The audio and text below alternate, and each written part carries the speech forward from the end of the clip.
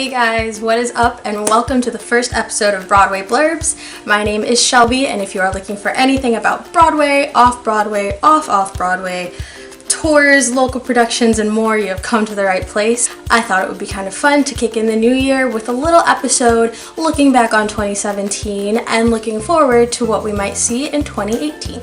So to start, let's talk about one of my all-time favorite musicals now, Anastasia. It is based off of the 1997 20th Century Fox film, and it follows Anya through her journey to try to find out more about her past and try to find some family along the way.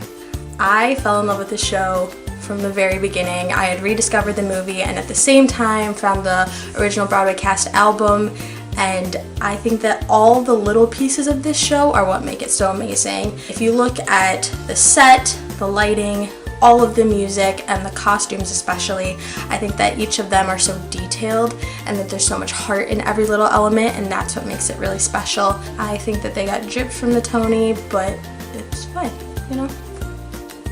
Whatever, I'm not salty.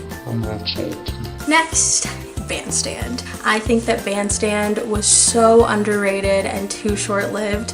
I'm a little bit biased because I love Laura Osnes and I have for years, but the show itself has such a good heart. I am obsessed with the choreography. Andy Blankenbuehler has done it again. I really don't understand it, but from the tips of their head to the tips of their toes, they always had something sharp going on, and it just made you want to kind of like get up and dance with them. And I love the time period.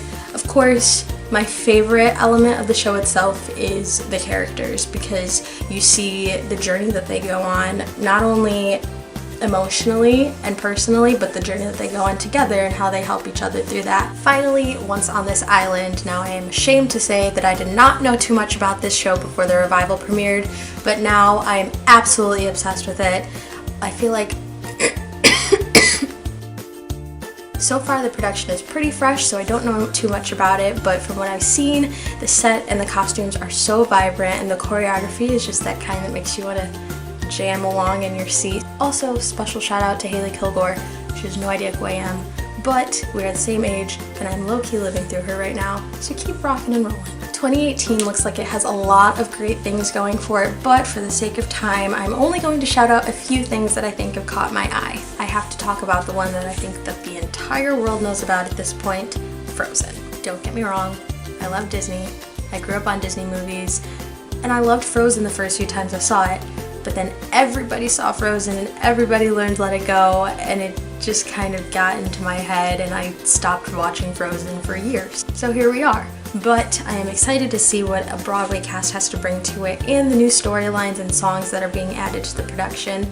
The costumes so far look beautiful and detailed and look like they came right off of the animated characters. So I don't think that it'll be any kind of upset for Disney on Broadway. Everything that I've seen so far from Disney on Broadway has lived beyond my expectations, and I really don't think Frozen will be any different. Mean Girls. I have to say, when I first heard about this, it was kind of one of those shows where I kind of looked at it and I was like, yeah, okay, we'll see.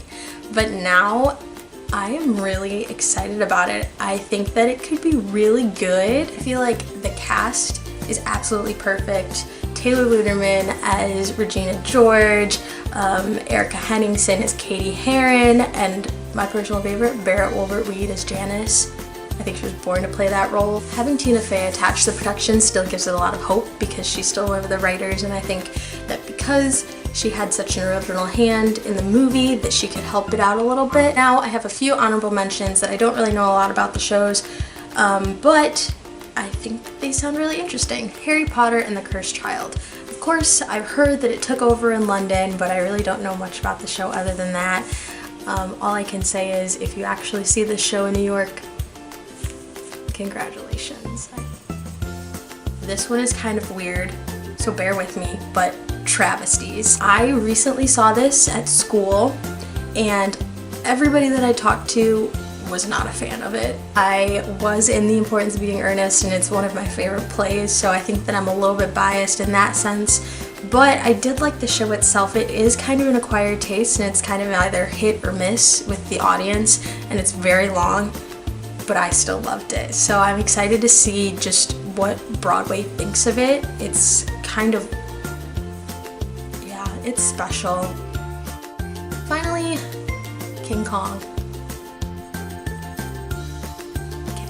To close, I just wanted to talk about a few of the shows that will be leaving us in 2018, Miss Saigon and Charlie and the Chocolate Factory.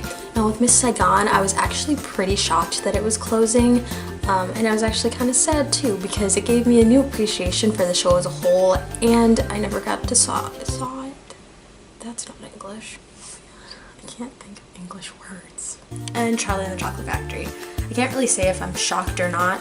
I know people who saw it and they absolutely loved it, and I think that it was really funny, so maybe it'll come on tour and I'll get a chance to see it.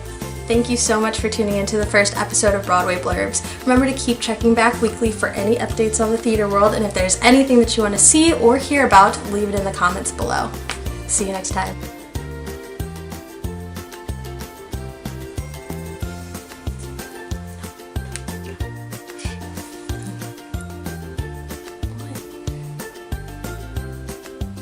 Now,